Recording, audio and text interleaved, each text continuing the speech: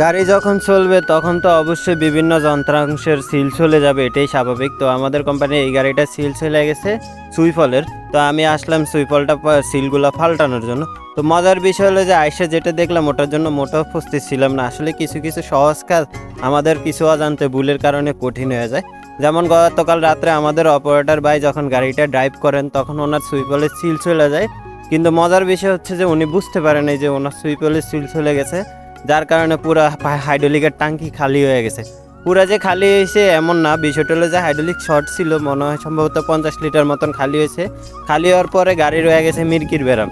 মির্কির ব্যারাম তো বুঝোই, গাড়ি মানে সম্পূর্ণ বসে গেছে, কারণ যেহেতু হাইড্রোলিক নেই তুমি চাইলেও আর গাড়ি দিয়ে কোনো কাজ করতে পারবা না। সো বিষয়টা হলো যে এখন কিছু করার নাই, কপাল খারাপ। এখন যে সুইপলটা খুলতে হবে সেটা আমাদেরকে অবশ্যই শুয়ে শুয়ে খুলতে হবে। আর অবশ্যই কমার্শিয়াল গাড়ির এই যে দেখো এই ওল্ড মডেলগুলো গাড়িগুলো যে কানেক্টিংগুলো আছে সুইপলে দেখো 16টা নাট খুলতে হবে আমাকে ধীরে ধীরে।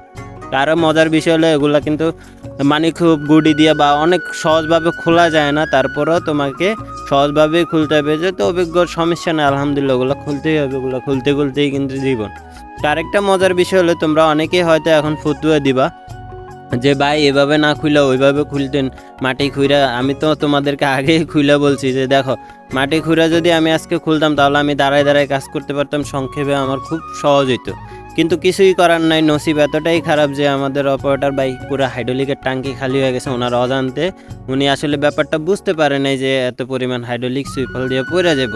যেহেতু ডিউটি করা লাগছে, কিছু করার নাই, কারণ ক্যারিংয়ের ব্যাপার স্যাপার পিছনে থাকে 6-7টা গাড়ি।